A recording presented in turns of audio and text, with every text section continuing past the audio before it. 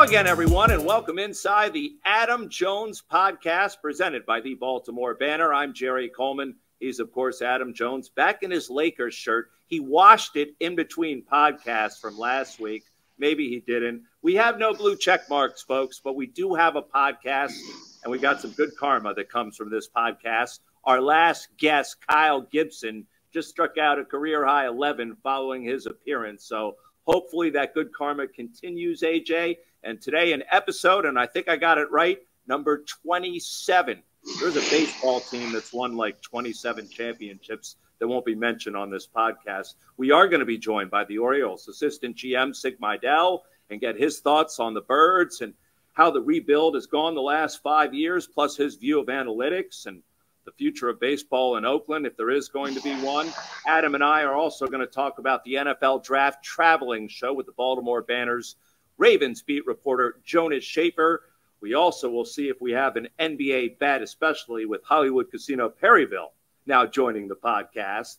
We'll give away or qualify someone, I should say, for a Miss Shirley's gift card in our Socially Speaking segment. So stick around and tell a friend or family member. This podcast is rapidly growing, and we're about to start season 3. But right now, let's get started with our featured guest. He is the Orioles assistant GM since coming to Baltimore, I believe, back in November of 2018.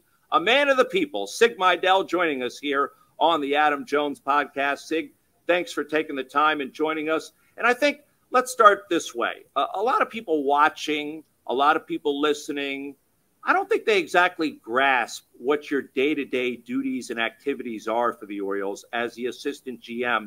You want to help clarify and explain typically what a day is like for you inside that warehouse with those bricks around you?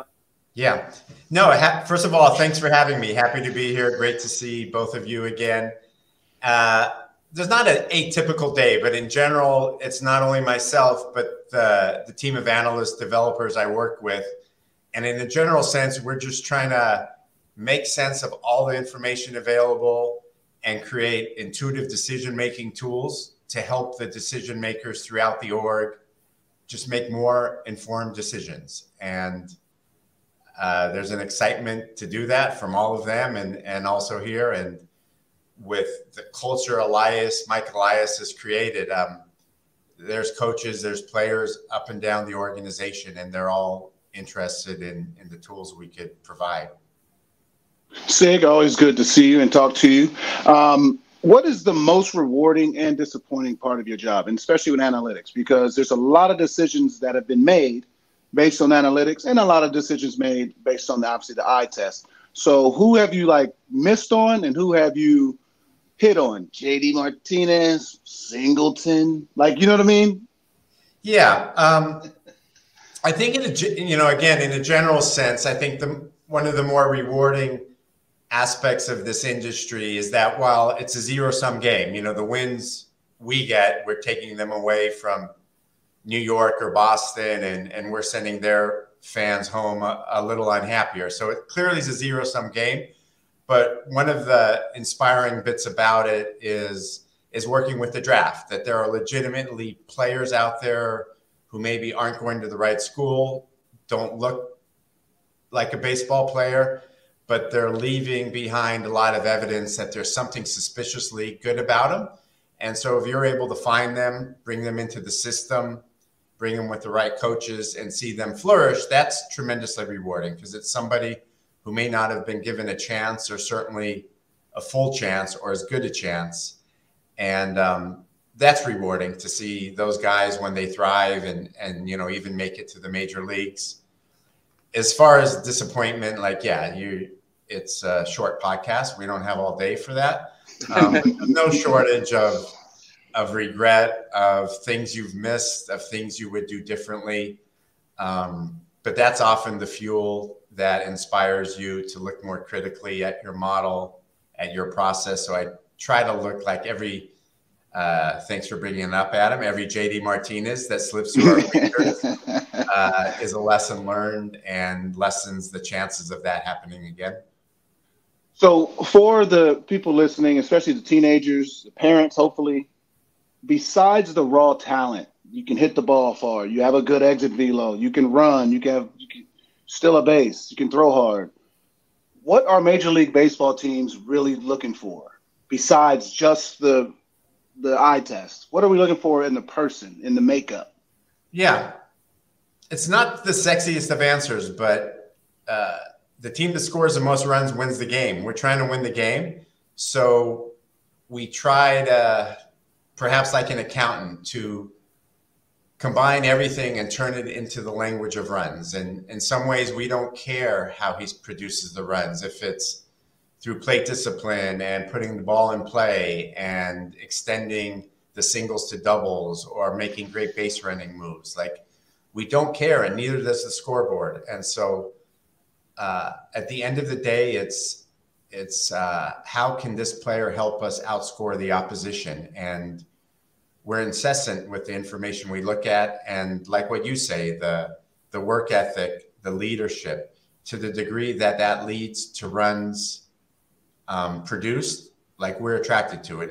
And so for many of those skills, we resort to, the human expert, the scouts, the coaches, the players, to give us that. But at the end of the day, we're still doing our best to quantify the run production of this guy at the plate, and then in the other half of the inning too, defensively. And Sig, I know you created a formula to help predict the risk of injury for baseball players. You look at the NBA, they've gone the way of load management. MLB now has pitch counts. I go back to the old days where Jordan used to play 82 games and win a title. Nolan Ryan would pitch, 200 career complete games, and his arm hasn't fallen off. The guy threw into his 40s. So why have things changed so drastically when in the past we really haven't seen the problems with some of these star players that I mentioned, or maybe those two were just anomalies? Yeah, that would be the holy grail. If we really had a formula that could predict injuries. What we have are formulas that help us be a little less wrong, make us a little less bad, a little less surprised with the injuries that come. And they're traumatic when it's a pitcher, when it's your star. And we are not as good as we like to be in that, and we're doing our best. And a lot of it is still, I don't know. We have some ideas, some guesses. We have some experts in here, but still so much of injury prediction is an unknown. And perhaps that gives us some job security, that we're continuing to plow away and get a little less bad at it every day. Jerry's always trying to bring things down, man. It was one thing about a negative dude. Yeah, part of being in the media. I remember when they attached some things to like Tillman some years back, and I'm like, what are they doing? Rick Peterson had some things. He has a company with that. I'm like, you really can predict that when, like, a guy who's a fat ass by standards of an athlete, he can just go out there and do what he wants, and a guy who's a DeGrom is injury prone.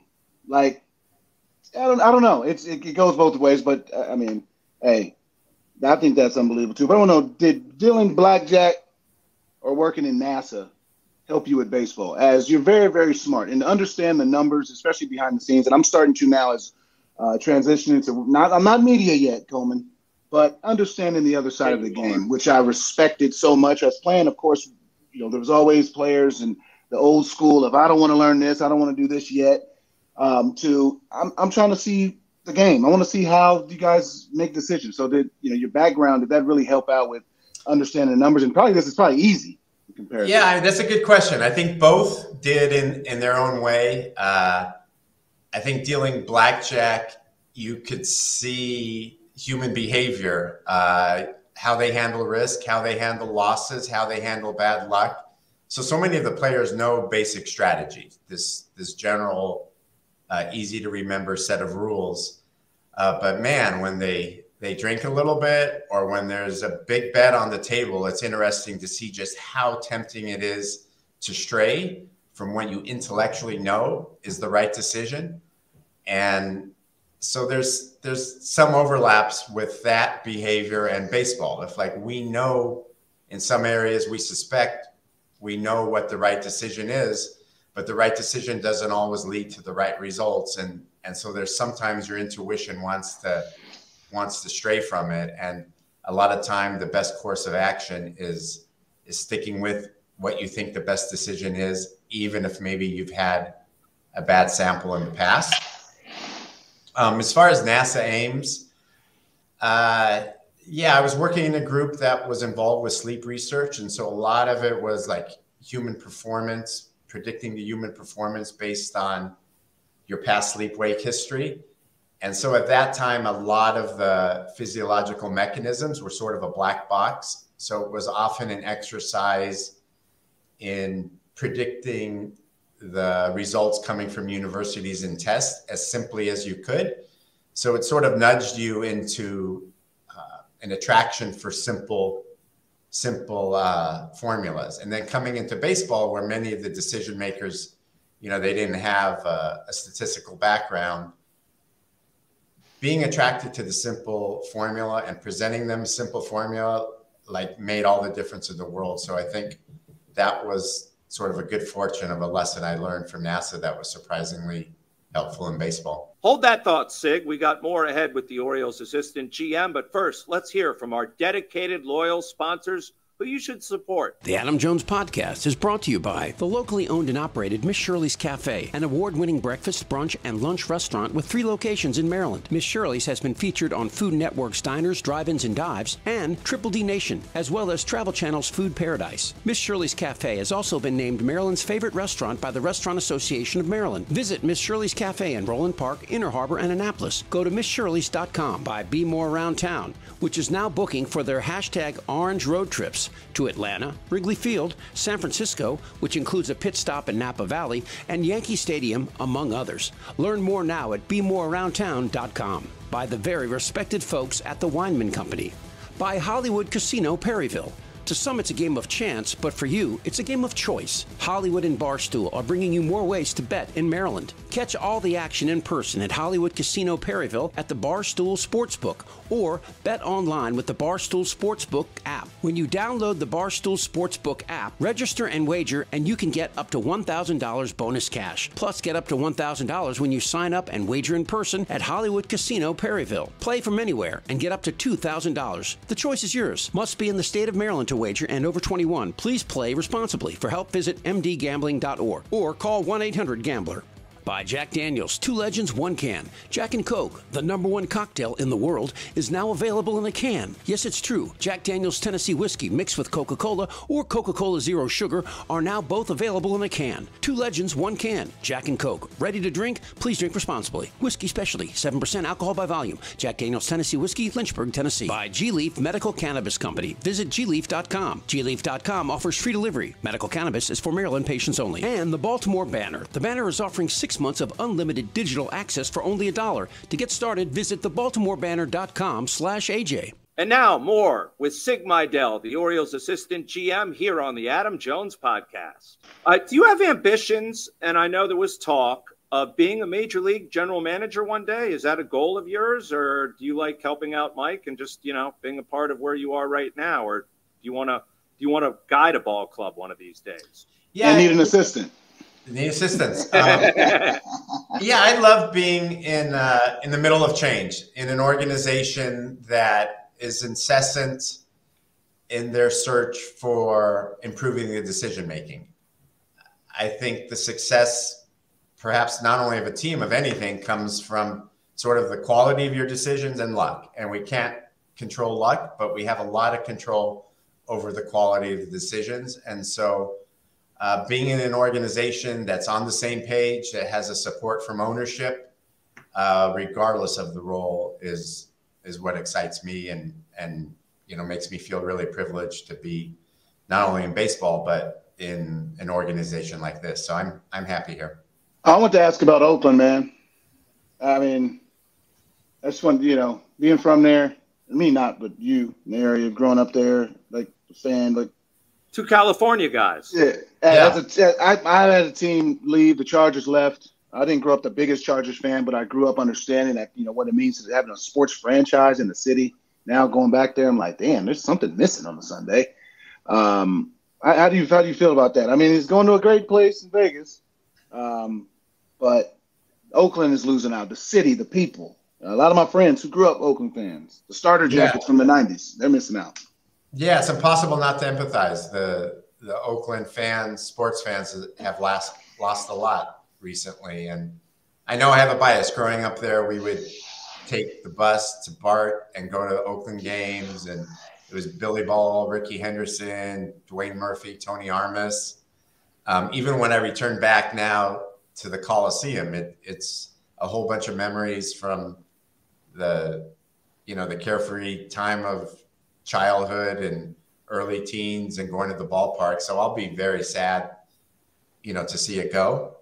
And that's, definitely a negative there. Hopefully it's an overall positive for baseball and it'll move on. And it'll be these fond memories from a stadium that no longer has a Major League Baseball team for me. Hey, Sig, when we see players pull out a file card from their back pocket or a pitcher look at their wristband, what's going on there? What are they looking at? Is that intel and analytical information that your department has provided to them? Yeah, that's a good example of what we do. So if it's an outfielder that you brought up looking at the card, so depending on the pitcher, depending on the hitter, through analytics or just through evidence-based decision-making, we could get a base rate, an initial sense of the distribution of batted balls. And so we work with the coaches and the players to create the most intuitive tool we can. And like anybody in the forecasting world, you share the base rate and you let the human being stray from it as they see fit, perhaps with, a caution and an insecurity. But at the end of it all, it's up to the coaches and those in uniform. But darn it, this pitcher's thrown a lot. These hitters have hit a lot. Like, it seems like a handicap not to try to make sense of that information and share it with, in this case, the decision makers are those in uniform. I always wondered that too. I'm in the older era to the analytical era. So I remember when the catcher used to call the games. Now the catcher doesn't necessarily call the games anymore. You have the pitch comms. You have a lot has taken away from the human element in a way to me, and good and bad. I mean, I think that, I think a best part about the game was trying to steal signs from the guy at second base when you're on second base. I always loved that. The older pitchers, when I was coming up, they hated that. They throw into the hitter. That was part of the game. Now it's like you throw inside, everybody wants to get mad and fight, as opposed to these are just I get the unwritten rules, but these are part of the game. And I think technology in a way has ruined that authenticity of the game a little bit, but has, I guess, provided more secrecy, more assurance that the right call will be made or the right play will be made now, because you got 5 people in the outfield or 5 people in the field with pitch comm. I remember playing shortstop, giving either a hard fist or like open hand to my left fielder to let him know if it's off speed or fastball or something like that. But now it's like, if I was a center fielder and knew a pitch was coming, well, damn, there were some of the balls that I missed by that much. I believe I would have caught if I had that information now. Yeah, I agree with you. Like, some of the human factors of that, what you so well described, are gone. I remind myself we're in an extremely competitive world. None of us are tenured here. So there's tremendous pressure to make the best decision we can. And all of that does not come from human intuition. Despite how capable we think we are, there's value in taking a look at the numbers. And experienced, intelligent, baseball persons will disagree. And instead of simply agreeing to disagree, why don't we test things out? Why don't we look at the numbers and see whether, one of these experienced, intelligent baseball persons is a little bit more right or not. But at the end of it all, like I had described before, like we're forecasters. The catcher is a forecaster. He's trying to forecast what's going to happen in the next 9 seconds, whether this slider or fastball or changeup is going to be the best pitch. And it is up to him, but it's it's sort of a best practice of forecasting is let's provide this decision maker in the most intuitive way with all the information we can. And he could stray from it as he sees fit. If he thinks this guy is sitting on a slider, well, by all means, that slider may not be the best pitch, and analytics would never be able to know that.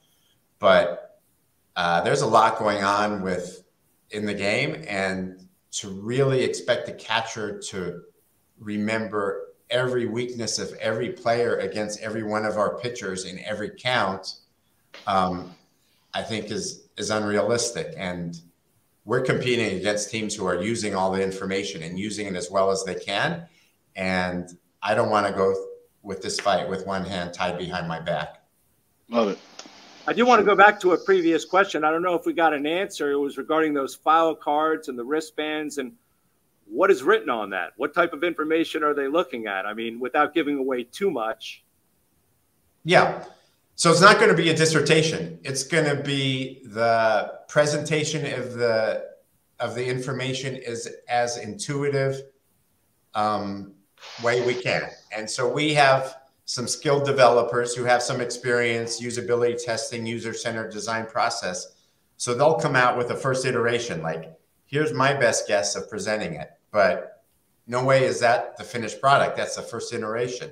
We take it to the user, we share that, and we get their feedback. We iterate again, we test it out, we iterate, till at the end of this process, which, by the way, never ends, we have something that communicates the positioning or whatever it is as well as we can. So often it's diagrams, it's a collection of buckets that describe positions and illustrated in some sort of way.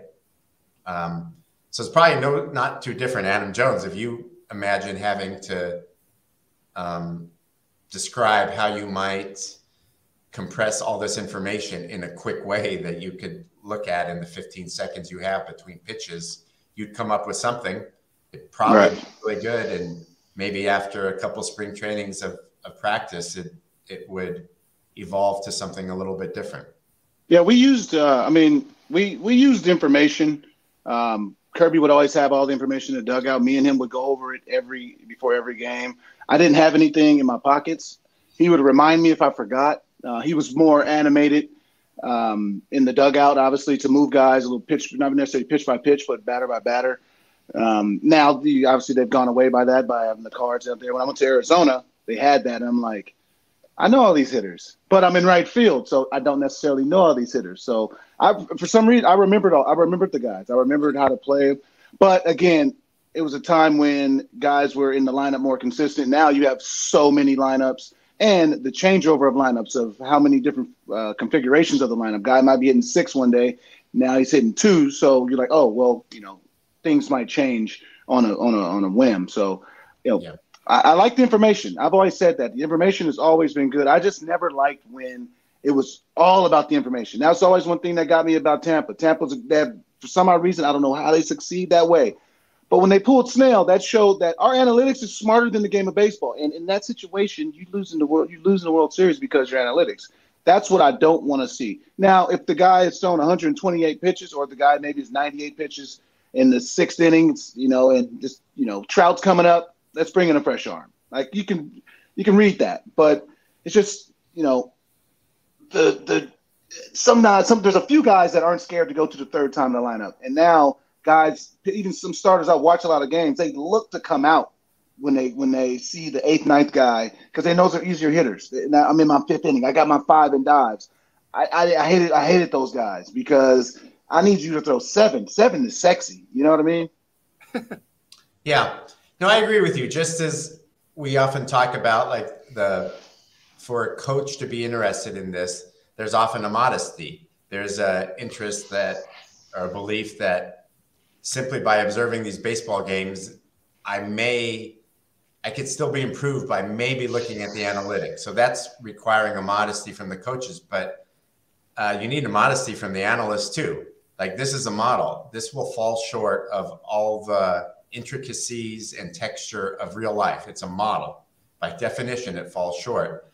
And so it's a good reminder for us all that we need a modesty too. And we need to know that the information that's taking place in front of our experts, in front of these coaches, is going to influence that. And we need to give them the ability to stray from the model. Now, how much, how frequently, like, I don't know. But then there could always be a bit of a feedback loop so that you're still anchoring to this appropriate amount. And, you know, having the discussion with Snell and when you pull them and when you don't is all, like, we're all in the same boat. We're all struggling to see where that, you know, right balance, right fit is. Sig, final question for you from me. We have Eric DeCosta, the Ravens GM, coming up in a few weeks here on this show. I know you guys speak often. He has told me that. So how did this relationship formulate between you and the Ravens GM? Yeah, it was a long time ago. I think it was 2012 or 13 when we were working at the Astros, and they weren't good yet. But we had a reputation of being able to change the culture and squeeze whatever juice there is out of analytics, both in St. Louis and then with Houston. And so one of their analysts, Corey Krawick, excuse me, and Eric reached out, and Corey visited, and we just sort of shared best practices and thoughts. And I kept in touch with them. I'd never been to Baltimore, so when I was in the area, I came for a football game and saw the draft room and just kept in touch. And then when there were rumors of Michael Elias and myself coming to Baltimore, like, Eric was the biggest supporter of that. He was texting more often than family for updates. And so coming here, he and Corey were the only ones we knew. And so like any stranger in town, I'm clinging on to the couple new friends I had in the city. Ask you the final question of it. Okay. This is it. This is it. The rebuild. It's, you know, it's been amazing to see. It's been painful for some fans, but now rewarding, the ones that stuck, because Baltimore's some very, very loyal fans. But this rebuild, it's, as an outsider, it's been tremendous to see the talent that you guys have drafted, produced. You guys have one of the youngest teams in the major leagues. How fulfilling. Obviously, Elias is getting all the credit for it, and, you know, Hyde's getting the credit. But rebuilds start from the inside, and they start at the lowest levels. They start in the rookie ball. They don't just start in the major leagues. How fulfilling has that been for you? Because that is your department. That's where you are making the biggest noise. So how fulfilling has that been for you personally? Yeah, we're still quite far from the finish line. We've got no playoff wins since we've been here, Adam. So True. We're not calling anything a success yet, but the changes we made and the processes we've changed, which a typical fan just, you know, can't see this, like, that's the most rewarding thing. The process we use when we draft players, the international program that John Angelos and Mike Elias and Kobe Perez have created is rewarding. The coaches we brought in and the player development system that Matt Blood has created is amazing. And I feel like the processes and the decisions-making processes that we're implementing here are as modern as any team. And, you know, there's going to be good fortune. There's going to be bad luck with individual players and what happens to them. But the part that we could control, the organization and the process, and that includes the major leagues and Brandon Hyde and the coaches up there, I feel are as sound as any organization I've been with or seen. And that's all we could do. And so the number one farm system is wonderful. The start is wonderful, but really what we control is the process. And that's what I'm most proud of. Well, Sig, we really appreciate you taking the time here. And I can tell you the last Orioles guest we had on was Kyle Gibson, who just produced his highest strikeout game as a major leaguer. So hopefully the good karma continues with you inside that warehouse, and look forward to catching up with you again soon during the season. It's my pleasure. Thank you very much for having me on. Thank you. Appreciate it, Sid. All right. Thanks, Sid.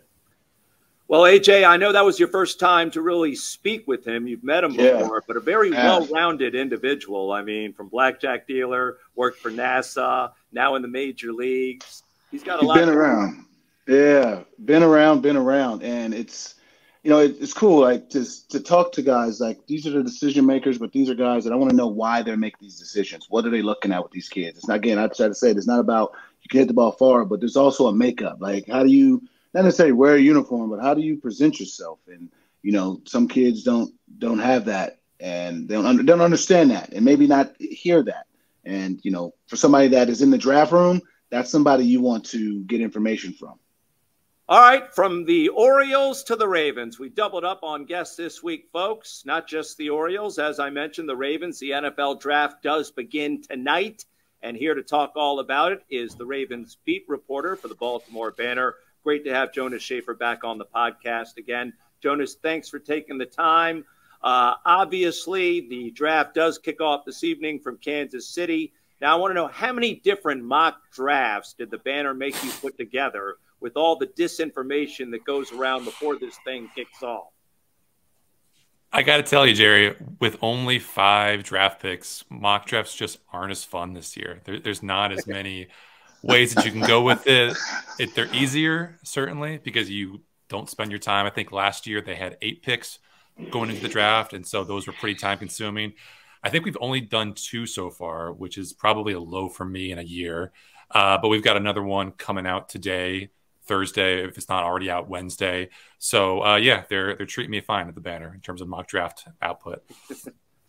Oh, I want to get the controversy out there. What if the Ravens draft a quarterback? Ooh. I guess it depends on what round we're talking, right? If it's first round, they would really have to swing for the fences in terms of output-wise for someone like Anthony Richardson, who's even more athletic than Lamar Jackson. If they wait until yeah, it's true. If they wait in that 22 spot, they could maybe, go after someone like Hendon Hooker, who has his own injury problems coming off a knee situation, might not be ready for all the training camp, and obviously just a year younger than Lamar Jackson. So there's maybe some question about the development there.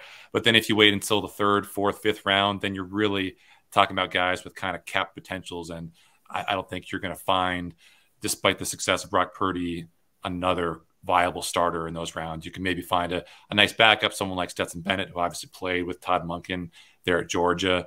But I think if the Ravens are going to have to, if the Ravens want to look for a quarterback, then they're probably going to have to stick in that first round. They're probably going to have to move up, which is a costly proposition.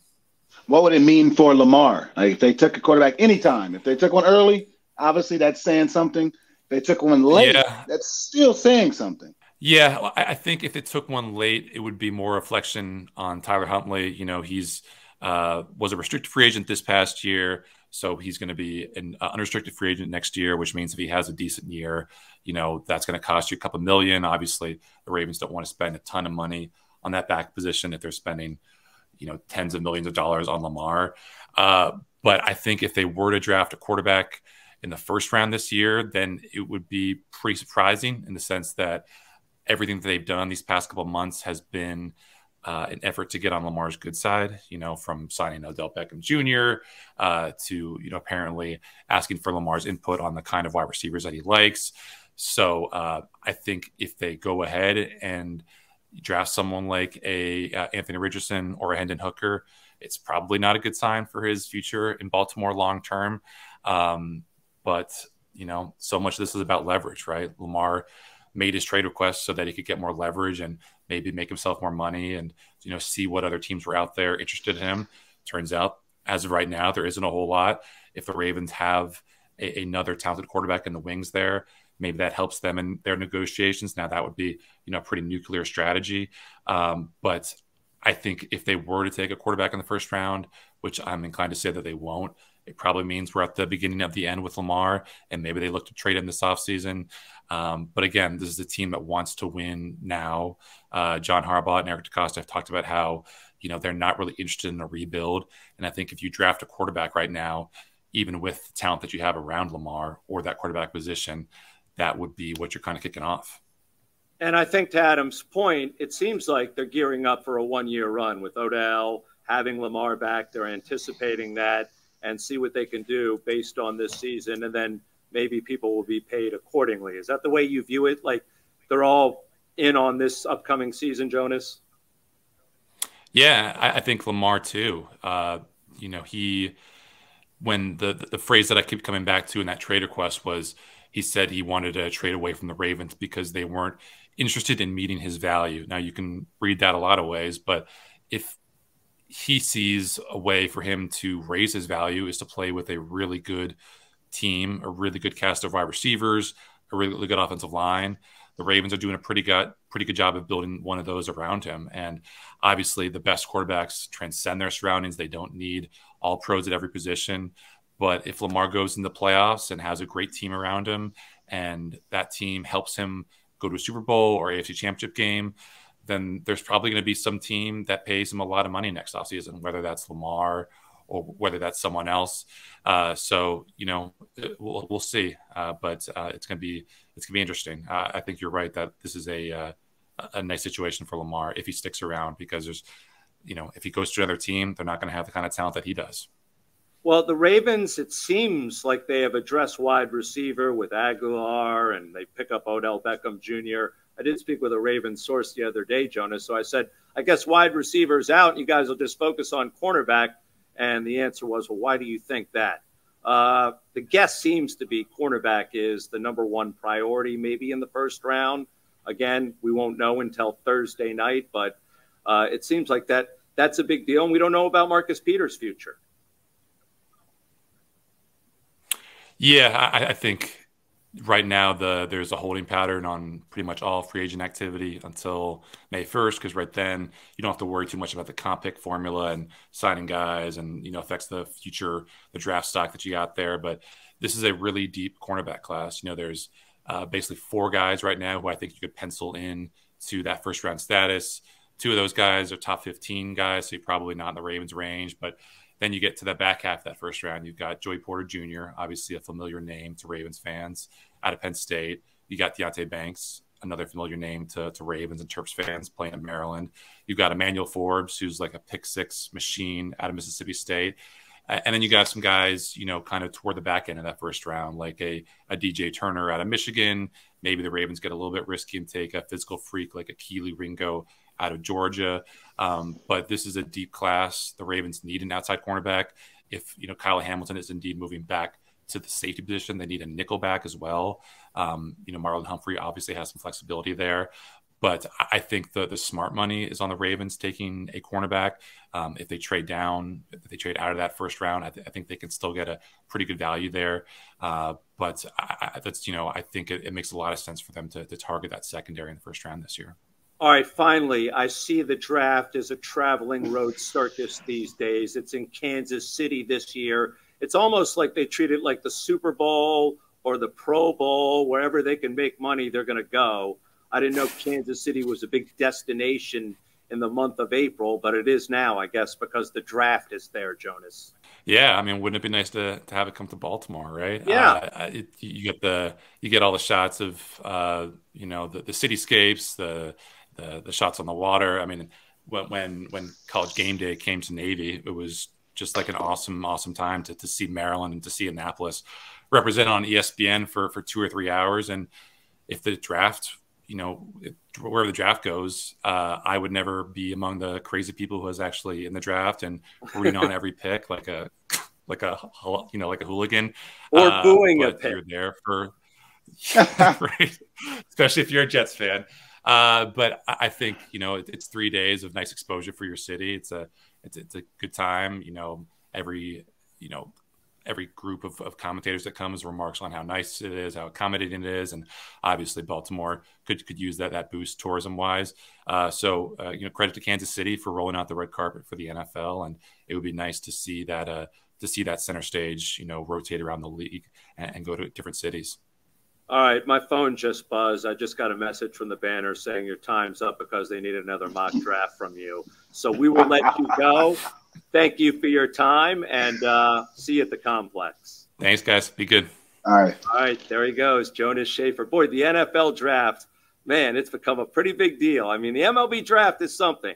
The NHL draft means something. The NBA draft is fun, but no one owns TV like the NFL draft. It's a 3-day, 2 nights in prime time, AJ. Yeah, their draft is long. The NBA draft is short and sweet. Yep. I just look at the outfits, the transition of the outfits, LeBron's era, my Arabs coming in the big old Steve Harvey suits now. They showing all these ankles, damn near showing calf.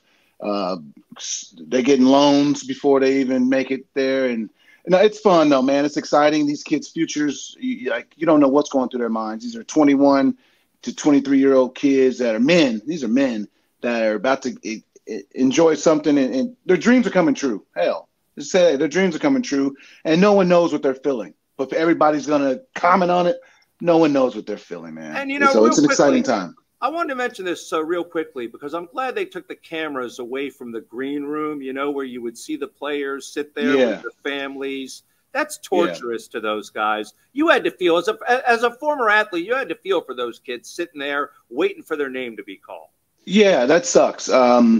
It's just it's not cool, but it's the spectacle that you want, that's why people just be at home and, call me if something happens. My era was different. Baseball is different. I think we started doing a draft like 2012 or 13 or maybe 10 or something. Whenever MLB Network started, they started doing a public one. But now, not great. I found out I had a text message and it was online. So it's completely different for all the sports. Baseball and football and basketball have always been more forefront. Hockey, hell, I don't even know when the hockey draft is. I love that the WNBA draft this year, that draft was turned up. Them ladies were out there. I love that. They were showing out, and they need that too. But these are men and women that are going from college or high school to the professional ranks. This is what you work for, and hey, show out. Don't let nobody rain on your parade, man. Go out there and show out. And if you want to go out there and be bedazzled, be bedazzled. I don't give a damn. Show out. Show that personality. Well, the one thing they do is give the commissioner a big bear hug, which I always enjoy. Love that. You got to. It's respect, man. Yep. It's respect. If you like him or don't, it's respect. He's the commissioner. He's the boss. Right. And then 5 years later, he may or may not suspend you for something you did wrong. Exactly. Go and shake it in. All love. Good. What's your favorite whiskey? Okay. All right.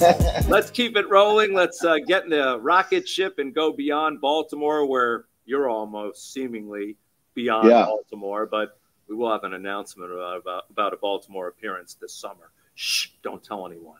All right, so you're wearing your Lakers shirt. We've talked about load management in the NBA, and it's the other team in LA that seems to be having a problem. Kawhi Leonard is missing most of this series right now for the Clippers at the worst time of the year after taking so many games off during the regular season. You get yourself up for the postseason.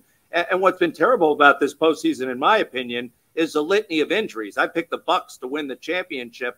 I'm still going to, I think, stick with them. But Giannis is hurt. John Moran has been hurt. Joel Embiid's been hurt. It's not fun to watch those guys sit on the sidelines. It sucks when the biggest names of the game is hurt, and that's what you want. You want the biggest names in prime time, in the playoffs. So. All right, so are you still going with the Lakers to win the championship? Hell yeah, I'm going with the Lakers, man. Are we going to bet on this? Right now. No, they'll be up 3-1. They're 3-1.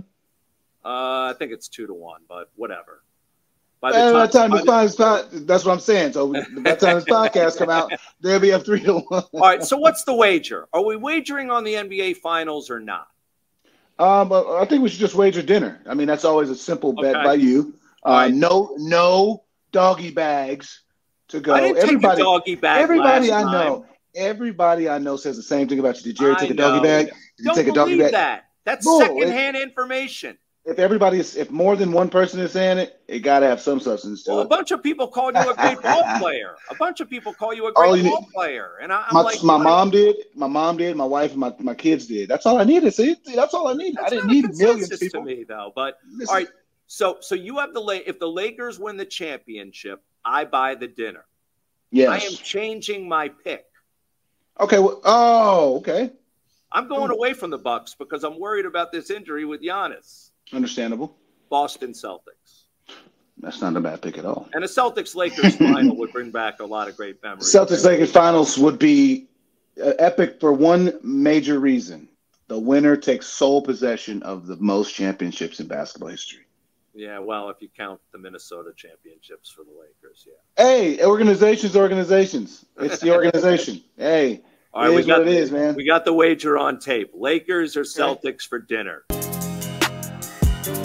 All right, let's move along here and wrap things up. This bad boy of a podcast with Socially Speaking, as we call it. We're on social media at Adam Jones Pod, on Facebook, Twitter, or Instagram for the people that don't have social media or just don't like social media or don't have a blue check mark like us. You can email us, the Adam Jones Pod @gmail.com. If you rate our podcast 5 stars, you qualify for a Miss Shirley's gift card, like Zops in Twitter, who wrote the following, and he apparently loves to tweet the podcast, writing, I know you guys are tired of me saying this. We're not. However, no, we're not. Thank you for the podcast, and I'm caught up as of this tweet. No, Zops. Thank you. We appreciate your support as we continue to grow, and season 3 is just around the corner. Keep tweeting us, Zot. We don't care. Hey, do what you need to do. All the love. Anytime somebody's like, hey, man, I love what you love the podcast. That's why we ask for suggestions. We say it every week. We ask for suggestions. What can we do to get better? What can we ask? Who can we ask? Do you want to get deeper into somebody? You want me to tell more deeper, darker stories? I'm not going to do that. Yeah. There's a limit, yes. But I'm just saying, we're trying to tell the story. So ask, please keep doing it. Keep tweeting us. All right. Hey, thanks to our loyal sponsors. Please support them, folks. They all love Baltimore and they all love our podcasts. Let's listen to who they are. The Adam Jones Podcast is brought to you by the locally owned and operated Miss Shirley's Cafe, an award-winning breakfast, brunch, and lunch restaurant with 3 locations in Maryland. Miss Shirley's has been featured on Food Network's Diners, Drive-Ins, and Dives, and Triple D Nation, as well as Travel Channel's Food Paradise. Miss Shirley's Cafe has also been named Maryland's favorite restaurant by the Restaurant Association of Maryland. Visit Miss Shirley's Cafe in Roland Park, Inner Harbor, and Annapolis. Go to MissShirleys.com. By Be More Around Town, which is now booking for their #Orange Road Trips to Atlanta, Wrigley Field, San Francisco, which includes a pit stop in Napa Valley, and Yankee Stadium, among others. Learn more now at BeMoreAroundTown.com. By the very respected folks at the Weinman Company. By Hollywood Casino Perryville. To some, it's a game of chance, but for you, it's a game of choice. Hollywood and Barstool are bringing you more ways to bet in Maryland. Catch all the action in person at Hollywood Casino Perryville at the Barstool Sportsbook, or bet online with the Barstool Sportsbook app. When you download the Barstool Sportsbook app, register and wager, and you can get up to $1,000 bonus cash. Plus, get up to $1,000 when you sign up and wager in person at Hollywood Casino Perryville. Play from anywhere and get up to $2,000. The choice is yours. Must be in the state of Maryland to wager and over 21. Please play responsibly. For help, visit mdgambling.org or call 1-800-GAMBLER.